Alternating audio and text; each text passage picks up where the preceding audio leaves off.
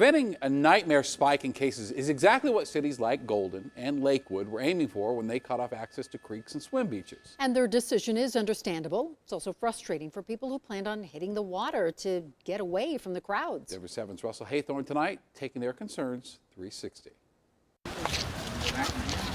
For the Escobar family, this has become a summertime tradition, tubing Clear Creek on hot, sunny days. It's fun, it's fun for the whole family. But Clear Creek through Golden is now shut down due to overcrowding and COVID concerns. And so are several metro area reservoirs, including Big Soda Lake, Bear Creek, Cherry Creek, and Stanley Lake. So we're going 360 with those who say open them back up, those who understand the closures, those who see both sides, and we start with those like Kylie Gomez and her family who got some time in at Big Soda just before the closure. We've been cooped up, just isolated, and now that we get a chance to come out, they're just soaking up every minute, enjoying, having fun. And as long as we're just practicing social distancing from other people, here in our own little shelter away from everybody else, it feels safe. Shortly after that interview last week, the city of Lakewood shut it down.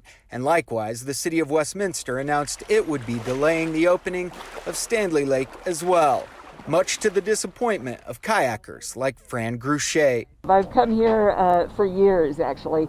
And it's quite nice because of the spectrum of use that's provided by this area. While Fran is disappointed, she says she understands why.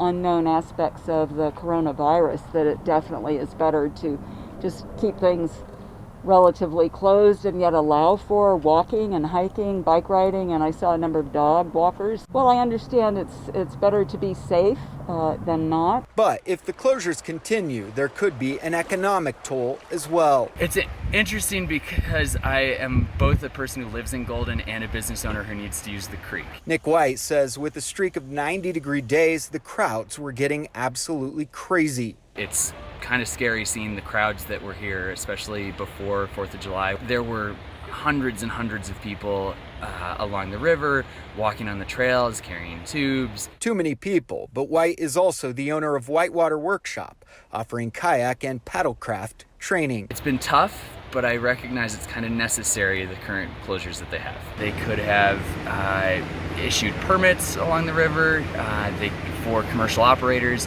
Perhaps that's an option, but a bit overboard for Delia Escobar, who just likes to leisurely tube down Clear Creek with her kids. She says it's not right to keep families out. We've been stuck at home all this time and we have to get out somewhere, Families are trying to come here. For now, these outlets remain closed, and reopening will greatly depend on decreasing cases of coronavirus. Russell Haythorne, Denver 7.